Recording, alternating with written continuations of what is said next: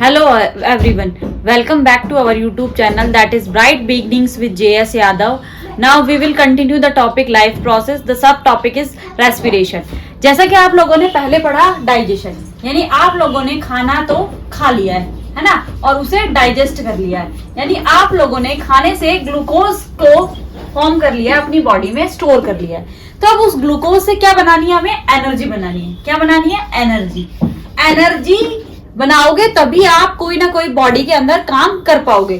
तो एनर्जी बनाने के लिए जो प्रोसेस है वो क्या है? रेस्पिरेशन है। देखा होगा बचपन से आप पढ़ते आ रहे हो कि रेस्पिरेशन का मतलब क्या होता है? Inhalation of oxygen, inhalation of oxygen and exhalation of carbon dioxide. अब एक बात बताइए, इनहेलेशन और एक्सहेलेशन जो है क्या वही रेस्पिरेशन है? नहीं बेटा, जो ये आप पढ़ते हुए आ रहे हो ये क्या है? ब्रीथिंग का प्रोसेस है। किसका प्रोसेस है? ब्रीथिंग का प्रोसेस है। ठीक है। रेस्पिरेशन का मतलब होता है कि ऑक्सीजन के प्रेजेंस में जो आपने ग्लूकोज है उसको ब्रेक डाउन करना। किसकी फॉर्म में? एटीपी के फॉर्म में, यानी जो ग्लूकोज है उसका ब्रेक डाउन करना, उससे क्या बनाना? एटीपी बनाना। किसकी प्रेजेंस में? O2 की प्रेजेंस में। ये क्या कहलाता है? रेस्पिरेशन कहलाता है। तो फर्स्ट तो ये कि यहां से आपको ब्रीथिंग और रेस्पिरेशन का डिफरेंस क्लियरली समझ में आ गया होगा, है ना। यानी आप क्या कर रहे हो, मैं क्या कह रही हूं कि जो रेस्पिरेशन है उसके अंदर आप क्या करते हो? ग्लूकोज को ऑक्सीजन की प्रेजेंस के अंदर क्या करते हो? ब्रेक डाउन करते हो। मैंने आपको याद होगा कि मैंने आपको जब डाइजेशन पढ़ाया था तो मैंने दो तरह की, ये क्या है? मेटाबॉलिक एक्टिविटी है ना। मेटाबॉलिक एक्टिविटी है। मेटाबॉलिक एक्टिविटी में एक चीज बताई थी, कैटाबॉलिज्म। क्या बताया था बेटा? कैटाबॉलिज्म। टू क्या करना है? Break down something. यानी आप ग्लूकोज को तोड़ रहे हो एटीपी की फॉर्म में। तो ये कौन सा प्रोसेस है? रेस्पिरेशन कौन सा प्रोसेस है? कैटाबॉलिक प्रोसेस है। कौन सा प्रोसेस है बेटा? कैटाबॉलिक प्रोसेस है। अब एज यू नो कि रेस्पिरेशन के टाइप्स कितने होते हैं, है ना। मैंने बता दिया कि रेस्पिरेशन होता क्या है। रेस्पिरेशन ह्यूमन बींग्स में हम बाद में पढ़ेंगे, पहले टाइप्स पढ़ लेते हैं।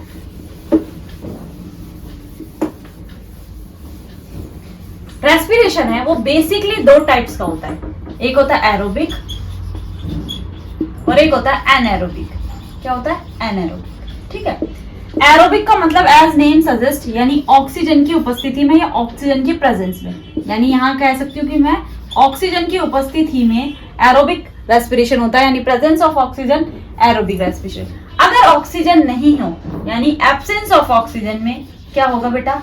एनारोबिक रेस्पिरेशन, है ना। यानी ऑक्सीजन की अनुपस्थिति में कौन सा रेस्पिरेशन होगा? Anaerobic respiration.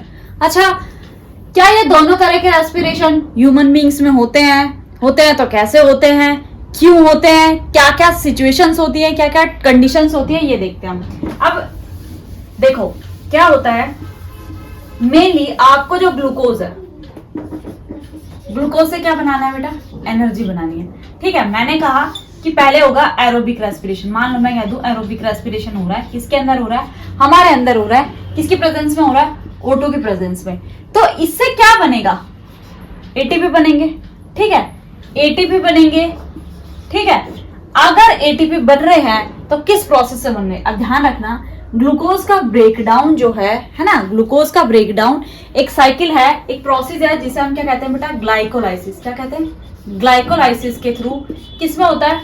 पाइरूवेट के अंदर होता है। किसके अंदर होता है बेटा? पाइरूवेट के अंदर होता है। ठीक है। कहाँ होता है ये होता है साइटोप्लाज्म के अंदर। कहाँ होता है बेटा? साइटोप्लाज्म के अंदर। इससे क्या बनता है? ग्लूकोज जो है एज यू नो कितने कार्बन का मॉलिक्यूल है? ग्लूकोज का फॉर्मूला होता है C6H12O6। तो ग्लूकोज जो है वो कितने कार्बन का मॉलिक्यूल है? यहाँ कितने कार्बन दिख रहे हैं आपको? 6, यानी 6 कार्बन का एक यौगिक है। तो पाइरूवेट जो है वो कितने का है? 3 कार्बन का। पाइरूवेट बनेगा कितने कार्बन का बनेगा? 3 कार्बन का, सॉरी, है ना। तो पाइरूवेट 3 कार्बन के बनेगा और 2 मॉलिक्यूल्स बनेंगे पाइरूवेट के। पाइरुविक एसिड भी इसे कहते हैं। ठीक है। तो इसके बाद ग्लाइकोलाइसिस हो गया। ग्लाइकोलाइसिस होने के बाद क्या होगा? ग्लाइकोलाइसिस होने के बाद एक और प्रोसेस होता है जिसे हम कहते हैं क्रैब साइकिल। ये कहाँ होती है बेटा? माइटोकॉन्ड्रिया के अंदर। कहाँ होती है? माइटोकॉन्ड्रिया के अंदर। माइटोकॉन्ड्रिया के अंदर क्या किसका फॉर्मेशन होता है? एटीपी का फॉर्मेशन होता है। किसका फॉर्मेशन होता है? एटीपी का फॉर्मेशन होता है। ठीक है। तो इस प्रोसेस से एरोबिक में क्या बनेगा? एटीपी बनेगा। ठीक है। एटीपी बनने के बाद नॉर्मली आपको एनर्जी की जब जरूरत होगी तब ये यूटिलाइज हो जाएगा। एटीपी की फुल फॉर्म क्या होता है? Adenosine triphosphate. क्या होती है? Adenosine triphosphate. ठीक है, इसके अंदर क्या होता है? ट्रिपल बॉन्ड्स होते हैं। जैसे ये ट्रिपल बॉन्ड्स जैसे ही ब्रेक होते हैं तो आपको लॉट्स ऑफ एनर्जी प्रोवाइड कराया जाता है। माइटोकॉन्ड्रिया के अंदर ये प्रोसेस होता है, इसीलिए आपको पता होगा, आपने 9th में पढ़ा होगा कि हम इसे क्या कहते हैं? Powerhouse of the cell कहते हैं। ठीक है, उसके बाद अब अगर मैं कह दूं कि ऑक्सीजन की जो प्रेजेंस है वो है तो, लेकिन प्लेंटी ऑफ अमाउंट में नहीं है, यानी कि प्रचुर मात्रा के अंदर ऑक्सीजन उपस्थित नहीं है, यानी लैक ऑफ ऑक्सीजन है, यानी ऑक्सीजन की कुछ कमी है, तो क्या होगा बेटा? ऐसा आपके कहाँ होता है? मसल्स में होता है। कहाँ पे होता है? आपकी मसल्स में। कब होता है? जब आप बहुत सारी एक्सरसाइजेस करते हो, है ना? आप एक्सरसाइज कर रहे हो, कंटिन्यूअसली रनिंग कर रहे हो, कंटिन्यूअसली पुशअप्स कर रहे हो, तो क्या होगा? वहां पे ऑक्सीजन की कमी हो जाएगी, तो वहां पे क्या बनेगा? एक तो बनेगा लैक्टिक एसिड। क्या बनेगा? एनर्जी बनेगी, लेकिन वहां किसका फॉर्मेशन होगा? लैक्टिक एसिड का। यहाँ मैंने पायरुविक एसिड या पायरुवेट का बताया था, यहाँ क्या बनेगा? लैक्टिक एसिड बनेगा और एनर्जी बनेगी। और क्या बनेगी? एनर्जी। ठीक है, उसके बाद अगर एक्चुअली क्या हो जाए कि एब्सेंस ऑफ ऑक्सीजन हो जाए, मतलब बिल्कुल भी ऑक्सीजन प्रेजेंट नहीं है, यानी ऑक्सीजन की अनुपस्थिति है ना? तो ये सिचुएशन किसके अंदर होती है? ईस्ट के अंदर। ठीक है, ईस्ट आप सब लोग जानते हो, बेकिंग इंडस्ट्री के अंदर बेकिंग के लिए जिस एजेंट का काम करता है वो क्या होता है? ईस्ट होता है ना? ईस्ट पता होगा कि CO2 की प्रेजेंस में क्या करता है? फर्मेंटेशन करता है ना? फर्मेंटेशन का जो प्रोसेस है वो क्या है? रेस्पिरेशन है। ठीक है, क्या है? रेस्पिरेशन है। उसके अंदर क्या बनता है? इथेनॉल बनता है। और क्या बनती है? एनर्जी बनती है। यहाँ पे 28 to 32 क्या बनते हैं? ATP फॉर्मेशन होता है। यहाँ पे मात्र 2 ATP का फॉर्मेशन होता है। देख लो आप, एनर्जी कितनी कम बन रही है ना? एनर्जी फॉर्मेशन तो हो रहा है, लेकिन कितनी कम हो रही है। यहाँ पे सिर्फ और सिर्फ 2 ATP बन रहा है। ये किसके अंदर होता है? बेकिंग इंडस्ट्री यानी ईस्ट के अंदर होता है। ठीक है, जो फर्मेंटेशन का काम होता है वो वहां पे इथेनॉल का प्रोडक्शन होता है। इथेनॉल क्या है? आपने पढ़ा होगा केमिस्ट्री में जब आपने केमिकल रिएक्शंस, कार्बन कंपाउंड पढ़े होंगे तो वहां पढ़ा होगा कि इसका मतलब 2 कार्बन का, ऑल का मतलब एल्कोहल, है ना? यानी C2H5OH का फॉर्मेशन हो रहा है। अब ये बात समझ में? ये पढ़ लिया आपने रेस्पिरेशन का टाइप, यानी रेस्पिरेशन 2 टाइप्स का होता है। एक होता है कौन सा? एरोबिक। एक होता है एनारोबिक।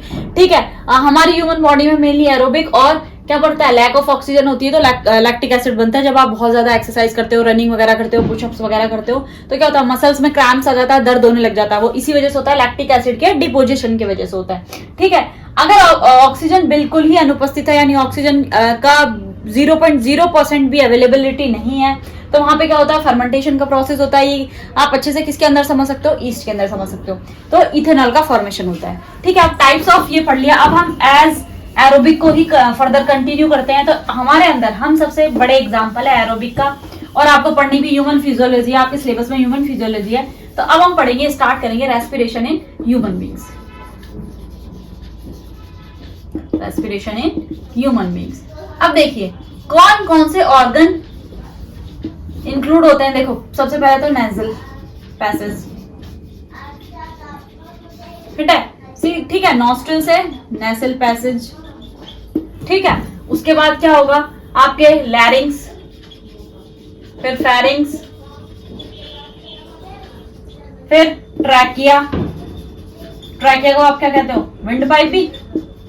जैसे फूड पाइप को क्या कहते हैं? ईसोफेगस, वैसे ही ट्रैकिया को क्या कहते हैं? Wind pipe. उसके बाद ट्रैकिया विंड पाइप के बाद कहां जाएगा? ब्रोंकाई। ब्रोंकाई से ब्रोंक्यूल्स, ब्रोंक्यूल से एल्वेलाई। ठीक है, ये सारे इतने सारे ऑर्गन्स क्या होते हैं? रेस्पिरेशन से एसोसिएटेड होते हैं। नोस्ट्रिल्स आपने सबने देखा है, इनहेलेशन और एक्सहेलेशन के लिए काम में आते हैं। अच्छा, एक और बात, ब्रीदिंग रेट पता है आपको? एक इनहेलेशन और पर मिनट इनहेलेशन और एक्सहेलेशन, मतलब एक साइकिल जो इनहेलेशन और एक्सहेलेशन की कंप्लीट हो जाती है उसे हम ब्रीदिंग रेट कहते हैं। 1 मिनट में 18 to 20 टाइम्स क्या करता है? ह्यूमन बीइंग रेस्पायर करते हैं। ये जो अर्लियर स्टेजेस होती है चाइल्ड में, ये उसमें 25 to 30 तक भी रीच कर जाती है। ठीक है, तो अब देखिए नेसल पैसेज से जो ऑक्सीजन है वो कहाँ जाती है? आपके नॉस्ट्रिल से होते हुए नेसल पैसेज से आपके कहाँ जाएगी? लैरिंग्स और फेरिंग्स, है ना? आपको पता है कि लैरिंग्स क्या करता है? Voice box. ठीक है, फिर फेरिंग्स, फेरिंग्स से होते हुए कहां जाती है, देखो ये ट्रैकिया होते हैं, ठीक है, ऐसे स्ट्रक्चर होता है, ये होता है ट्रैकिया, ट्रैकिया के अंदर जाएगी, ठीक है। उसके बाद दो पोर्शन में ब्रोंकाई, फिर ये है ब्रोंकाई, ये आपकी विंड पाइप यानी ट्रैकिया, ठीक है। फिर यहां से फर्दर डिवाइड होती है ब्रांचेस के अंदर, ये क्या है बेटा, ब्रोंक्यूल्स, ये क्या है, ब्रोंक्यूल्स। और यहाँ पे बलून लाइक स्ट्रक्चर प्रेजेंट होते हैं जिन्हें हम कहते हैं एल्वेलाई, ठीक है। गुब्बारे नुमा संरचनाएं जिन्हें हम एल्वेलाई कहते हैं, विंड पाइप को विंड पाइप ही कहते हैं, ट्रैकिया को हिंदी में भी ट्रैकिया ही कहते हैं, ब्रोंकाई और ब्रोंक्यूल्स ये नाम हिंदी में भी बेटा एज इट इज रहते हैं, ठीक है। अच्छा, इनहेलेशन और एक्सहेलेशन कैसे होता है, सबसे बड़ी बात, ठीक है, रेस्पिरेशन में पहले जो ऑक्सीजन आपने ली, ठीक है, वो गई आपके नॉस्ट्रिल से नेसल पैसेज, फिर विंड पाइप से फिर सीधे यहाँ पहुंच गई ब्रोंकाई, ब्रोंक्यूल्स और एल्वेलाई तक। लेकिन इनहेलेशन का प्रोसेस कैसे होता है, देखो इनमें जो मेनली काम आती है वो क्या काम आती है, एक तो रिबकेज, आपको पता है आपके लंग्स किसके बने हुए होते हैं, रिबकेजेस के बने हुए होते हैं, और इसके अलावा और क्या चीज काम आती है, दूसरा है बेटा डायाफ्राम, डायाफ्राम, ठीक है। यानी आपके इनहेलेशन और एक्सहेलेशन में इनका मेन रोल है। अब इनहेलेशन में क्या होता है, आपका डायफ्राम आपको पता है डोम शेप का होता है, लेकिन जैसे आप इनहेलेशन कर देते हो तो जो आपका डायफ्राम है वो कैसे हो जाता है, फ्लैटेंड हो जाता है, कैसे हो जाता है, फ्लैटेंड हो जाता है, ठीक है। फ्लैटेंड हो गया तो क्या हो गया, रिबकेज के अंदर किसका हो गया, वॉल्यूम इंक्रीज हो जाएगा, लंग्स का वॉल्यूम क्या हो जाएगा, इंक्रीज हो जाएगा। वॉल्यूम इंक्रीज हो गया तो प्रेशर क्या हो जाएगा बेटा, डिक्रीज हो जाएगा, प्रेशर क्या हो जाएगा, डिक्रीज हो जाएगा। प्रेशर जैसे ही डिक्रीज होगा तो क्या हो जाएगी, ऑक्सीजन अंदर चली जाएगी, ये है इनहेलेशन का प्रोसेस। अब है एक्सहेलेशन, ये मेनली होता है जो रिबकेज के अंदर मसल्स होती है उनकी वजह से होता है, ठीक है। एक्सहेलेशन के अंदर क्या होगा कि आपका डायफ्राम जो है वो कैसे हो जाएगा, डोम शेप का हो जाएगा, ठीक है। वॉल्यूम जो हो जाएगा वो क्या हो जाएगा, डिक्रीज हो जाएगा, क्या हो जाएगा, डिक्रीज हो जाएगा, और प्रेशर क्या हो जाएगा, इंक्रीज हो जाएगा। तो as the diffusion law state, अब डिफ्यूजन लो क्या होता है ये बताओ आप, कि किसी भी चीज की कंसंट्रेशन क्या है, किसी भी मॉलिक्यूल है ना, पार्टिकल्स, ठीक है, किसी भी सब्सटेंस यानी तत्व का, ठीक है, हवा का, गैस का क्या होना कि हायर कंसंट्रेशन से लोअर कंसंट्रेशन की तरफ मूवमेंट होना, है ना। तो आपको पता है कि हमारी बॉडी के अंदर ऑक्सीजन की कमी हो रही है तो बाहर के एनवायरनमेंट में ऑक्सीजन ज्यादा है तो क्या हो जाएगी, अंदर चली जाएगी। अगर देखो अब आप कहोगे कि मैम आउटर एनवायरनमेंट में भी कार्बन डाइऑक्साइड है और इनर एनवायरनमेंट में भी, पर जो कंसंट्रेशन जो कार्बन डाइऑक्साइड की है हमारी बॉडी के अंदर बाहरी एनवायरनमेंट से ज्यादा होती है। इसी वजह से क्या होता है, ऑक्सीजन या कार्बन डाइऑक्साइड बाहर निकल जाती है, ऑक्सीजन अंदर चली जाती है by the process of diffusion. ये चीज हो गई, ठीक है।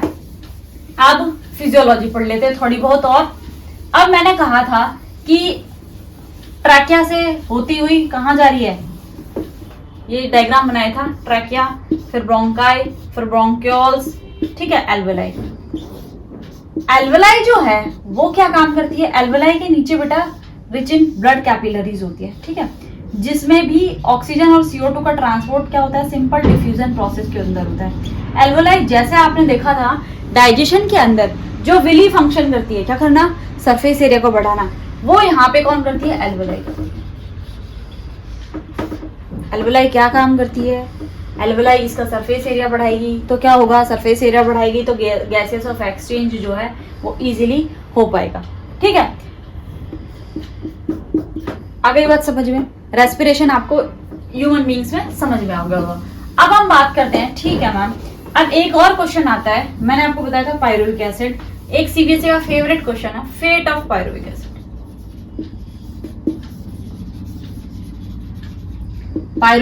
पायरुविक एसिड कितने कार्बन का मॉलिक्यूल है बेटा, 3 कार्बन का। Keep it in mind. कितने मॉलिक्यूल्स का फॉर्मेशन होता है, 2 मॉलिक्यूल्स का फॉर्मेशन होता है, ठीक है। फेट का मतलब क्या होता है, भविष्य, यानी पायरुवेट या पायरुविक एसिड का भविष्य क्या है, पायरुविक एसिड या पायरुवेट का भविष्य क्या है बेटा, क्या बनाना, एटीपी का सिंथेसाइज करना, एनर्जी पैकेट्स का फॉर्मेशन करना, that is simple, and energy को फॉर्म करना। एटीपी की फुल फॉर्म वगैरह मैं बता चुकी हूँ, ठीक है। अच्छा ठीक है मैम, फेट ऑफ पायरुवेट भी हो गई। और मेनली इसकी फिजियोलॉजी पूछी जाती है, इनहेलेशन एक्सहेलेशन का प्रोसेस जो है ना, यानी ऑक्सीजन को अंदर लेना, बाहर सांस बाहर छोड़ना कैसे होता है, ब्रीथिंग और रेस्पिरेशन के अंदर डिफरेंस क्या है, ठीक है, ब्रीथिंग रेट क्या होती है। उसके बाद लोअर कैटेगरीज के एनिमल्स, एज यू नो कि हमारे अंदर तो लंग्स है और सबके अंदर क्या क्या ऑर्गन्स प्रेजेंट होते हैं जिससे कि वो क्या कर सके, रेस्पिरेशन कर सके, ठीक है। अब बात करते हैं आपकी जो सिलेबस में है वो है अर्थवॉर्म। देखा होगा अर्थवॉर्म की स्किन कैसी होती है बेटा, मॉइस्ट, ठीक है। तो इसके अंदर मॉइस्ट स्किन से सिंपल किस प्रोसेस से होती है, डिफ्यूजन के प्रोसेस से क्या होती है, ब्रीथिंग होती है। दूसरी बात मैं करूं एम्फीबियंस, एम्फीबियंस में किसकी बात करूं बेटा, फ्रॉग्स की मेनली, ठीक है। एम्फीबियंस का मतलब, एम्फी का मतलब होता है बोथ लैंड एंड वाटर, जो पानी और जमीन दोनों पे रहते हो, ठीक है। ऐसे कौन है, आपने देखा होगा मेंढक, ठीक है। मेंढक जो है वो क्या रहते हैं, जमीन पे भी रहते हैं और पानी के अंदर भी रहते हैं, ठीक है। जब वो बाहर रहते हैं तो वो लंग्स के थ्रू रेस्पिरेशन कर लेते हैं, ठीक है। और जैसे ही वो पानी के अंदर रहते हैं, है ना, इनसाइड द वाटर रहते हैं, तो उनके अंदर क्या होती है, उनकी स्किन पे कैसी होती है, मॉइस्ट, कैसी होती है बेटा, मॉइस्ट। तो वो किस प्रोसेस से करते हैं, डिफ्यूजन के प्रोसेस से क्या करते हैं, रेस्पिरेशन करते हैं। अच्छा मैम, और देखो आप पीशीज, पीशीज का मतलब होता है फिशेज। फिशेज के अंदर रेस्पिरेशन कैसे होता है, फिशेज के अंदर आपको एज यू नो क्या प्रेजेंट होता है बेटा, गिल्स, ठीक है। इनके अंदर भी डिफ्यूजन का प्रोसेस होता है, ठीक है। फिशेज के अंदर मेनली क्या प्रेजेंट होता है, गिल्स। अच्छा, और कौन रह गए, एव्स के अंदर आपको पता है कि एल्वेलर सैक होते हैं, ठीक है। एव्स यानी बर्ड्स,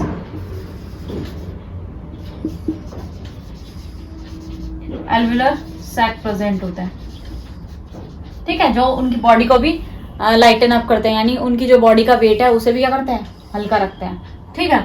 और ठीक है, ऐसे ही बहुत सारे इन्वर्टिब्रेट्स, जैसे अमीबा वगैरह की बात करना चाहो आप कि मैम अमीबा कैसे करता है, तो मैंने आपको पहले बताया था, उसका चाहे डाइजेशन हो, एक्सक्रीशन हो, गैसेस ऑफ एक्सचेंज हो, वो कैसे करेंगे बेटा, वो करेंगे by the process of diffusion के थ्रू। कौन सा प्रोसेस के थ्रू, डिफ्यूजन के थ्रू। तो जितने भी लोअर कैटेगरी के एनिमल्स हैं उनके अंदर डिफ्यूजन के थ्रू होता है। अच्छा, मैं एक बात बताऊं, हमने जो डाइजेशन है वो या फिर सिंथेसिस ऑफ फूड है वो हमने प्लांट्स के अंदर भी पढ़ा था, तो अब हम रेस्पिरेशन जो है वो प्लांट्स के अंदर भी डिस्कस करेंगे। प्लांट्स के अंदर सिंपली क्या होता है, देखा होगा आपने, प्लांट्स में कहाँ का रेस्पिरेशन होगा, तो देखो प्लांट्स के अंदर लीव्स में होगा, ठीक है। और कहाँ होगा, जब तक स्टेम ग्रीन रहता है ना, लेंटिसेल्स प्रेजेंट होते हैं, तब तक स्टेम में भी होता है, उसके अलावा रूट्स में। Gaseous of exchange of gases या गैसियस एक्सचेंज एक तो लीव्स में होता है और एक का होता है रूट्स के अंदर होता है, ठीक है। तो यहाँ पे जो सिंपली प्रोसेस होता है वो कौन सा होता है, इसमें भी डिफ्यूजन का प्रोसेस लगता है। और लीव्स के अंदर तो आपको एज यू नो क्या प्रेजेंट होते हैं, स्टोमेटा होते हैं, गार्ड सेल्स होती हैं, ठीक है। स्टोमेटा के अंदर जो गार्ड सेल्स होती हैं वो किस में हेल्प करती है, गैसियस एक्सचेंज के अंदर हेल्प करती है, यानी गैसेस का इनहेलेशन और एक्सहेलेशन, ठीक है। पर वही बात की डे टाइम के अंदर देखो, पेड़ों के अंदर क्या होता है, रेस्पिरेशन जो रेट होती है वो स्लोअर डाउन होती है। रेस्पिरेशन जो रेट है वो डे के अंदर यानी दिन के समय के अंदर क्या होती है, स्लो डाउन होती है। रात के अंदर क्या होती है, रात नाइट के टाइम पे या रात के टाइम पे क्या होती है, हायर होती है, ठीक है। देखा होगा कि क्या कहते हैं, रात को पेड़ों के नीचे नहीं सोना चाहिए, ठीक है। क्यों नहीं सोना चाहिए भाई, क्योंकि देखो आपकी बॉडी भी क्या कर रही है, CO2 रिलीज कर रही है और पेड़ भी क्या कर रहे हैं, CO2 रिलीज कर रहे हैं, ठीक है। तो एक्सेस में क्या हो जाएगी, CO2 हो जाएगी, तो आपकी बॉडी के लिए हानिकारक होता है या खतरनाक हो सकती है। इसीलिए क्या कहते हैं कि रात को पेड़ों के नीचे नहीं सोना चाहिए, ठीक है। अब पेड़ों के अंदर मान लो एक टॉपिक और दे रखा है ही के अंदर, ठीक है, क्या दे रखा है, ट्रांसपिरेशन। ट्रांसपिरेशन से एक और पहले एक जनरल टॉपिक थोड़ा डिस्कस कर लिया जाए। आपने देखा होगा सर्दियों के दिनों में ना, विंटर्स आ रहे हैं, तो लोग क्या करते हैं, जो रूरल एरिया के यानी गांव के लोग हैं वो क्या करते हैं कि सर्दी लग रही है तो कोयला जला लिया कमरे के अंदर, ठीक है। वो बेचारे रात को सोते, सुबह उठते ही नहीं है। क्यों भाई, कभी सोचा है? आप लोगों को भी पेड़ के नीचे सोने से मना किया जा रहा है कि भाई सो मत पेड़ों के नीचे रात को, ठीक है। और आजकल तो गवर्नमेंट भी इस चीज़ को कहती है कि रात को कोयले वोयले जला के, कहीं पे वेंटिलेशन की प्रॉपर वो नहीं है तो, है ना, क्या करना चाहिए आपको कि पेड़ों के नीचे सोना नहीं चाहिए, ठीक है। कमरे के अंदर कोयला वगैरह जला के नहीं सोना चाहिए, लकड़ियाँ जला के नहीं सोनी चाहिए। तो हमें पेड़ों के नीचे क्यों नहीं सोना चाहिए, रात में कोयला वगैरह क्यों नहीं जलाना चाहिए? देखो बेटा क्या होता है, CO2 की प्रेजेंस ज्यादा हो रही है, ऑक्सीजन की क्या हो रही है, कमी हो रही है ना। ऑक्सीजन क्या हो रही है, डिक्रीज हो रही है। तो एक क्या बन जाती है, कार्बन मोनोऑक्साइड बन जाती है। क्या बन जाती है, कार्बन मोनोऑक्साइड, जो क्या होती है आप लोगों के लिए लीथल होती है ना, डेंजर होती है। तो आप लोगों को क्या करती है, सीधा दुनिया से खिसक लेते हैं लोग बाग। क्यों? देखो आपने देखा होगा कि रात को पूरा परिवार जला के सोया था, अंगीठी या फिर ये क्या कहते हैं आप, कोयला वगैरह, ठीक है। और क्या हुआ, सुबह उठा तो पूरा परिवार उठा ही नहीं। वो कार्बन मोनोऑक्साइड की वजह से होता है। तो इसीलिए आपको पेड़ों के नीचे सोने से भी मना इसीलिए किया जाता है रात को, क्योंकि वहां पे क्या होता है, फोटोसिंथेसिस कंप्लीटली क्या हो जाता है, स्टॉप हो जाता है। और रेस्पिरेशन रेट क्या होती है, बहुत ज्यादा बढ़ जाती है ना। ये कंप्लीटली स्टॉप हो गया तो रेस्पिरेशन रेट बढ़ जाएगी। रेस्पिरेशन में सिंपली प्लांट के अंदर भी सिंपल डिफ्यूजन प्रोसेस के थ्रू क्या होता है कि हम ऑक्सीजन को क्या ले रहे हैं, अंदर ले रहे हैं, और कार्बन डाइऑक्साइड को बाहर निकाल रहे हैं, है ना। नॉर्मली जो आपके अंदर होता है वैसा ही प्रोसेस किसके अंदर होता है, प्लांट्स के अंदर होता है। बस उनके अंदर डिफ्यूजन होता है स्टोमेटल सेल्स की वजह से होता है, ठीक है। लेकिन हमारे अंदर क्या है, आपको बताया मैंने कि नेसल पैसेज के थ्रू कहां पहुंचेगा, नेसल कैविटीज, फिर लैरिंग्स, फेरिंग्स, फिर कहां जाएगी, ट्रैकिया, ट्रैकिया से फिर कहां जाएगी, ब्रोंकाई, ब्रोंकाई से ब्रोंक्यूल्स, ब्रोंक्यूल से एल्वेलाई, ठीक है। और उसके थ्रू कहां पहुंच जाएगी, कैपिलरीज, कैपिलरीज से सीधे आपके हार्ट के पास पहुंच जाएगी, ठीक है। तो ये सारा जो प्रोसेस है रेस्पिरेशन का होता है। अच्छा, प्लांट के अंदर एक प्रोसेस और होता है, दैट इज ट्रांसपिरेशन।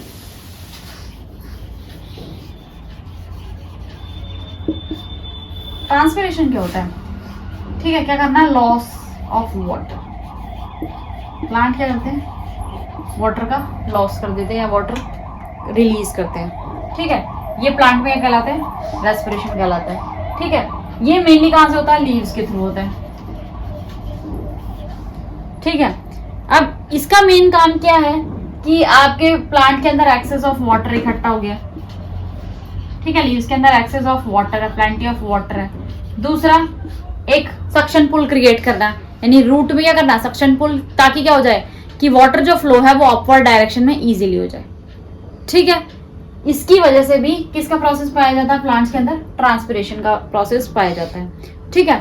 ट्रांसपिरेशन जो है वो विंटर्स में क्या होती है, बिल्कुल ना के बराबर होती है, ठीक है, या कम होती है, ठीक है, लेस होती है। समर्स में क्या होती है, ट्रांसपिरेशन की रेट बढ़ जाती है। प्लांट्स को वाटर नीड एक्सेस में होता है।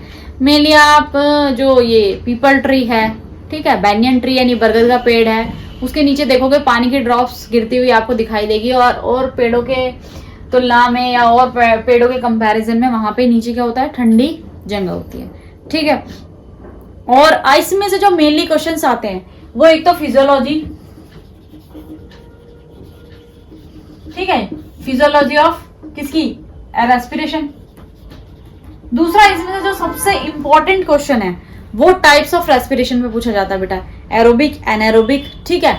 और मेनली लैक ऑफ ऑक्सीजन के टाइम पे क्या किसका फॉर्मेशन होता है ना, क्या चीज बन रही है। तो ये चीजें आपको माइंड में रखना है। और केस स्टडी के अंदर जो आपके ये जो गैसेस एक्सचेंज का प्रोसेस है उससे रिलेटेड क्वेश्चन पूछा जा सकता है। ब्रीथिंग रेट क्या होती है उससे रिलेटेड क्वेश्चन पूछा जा सकता है।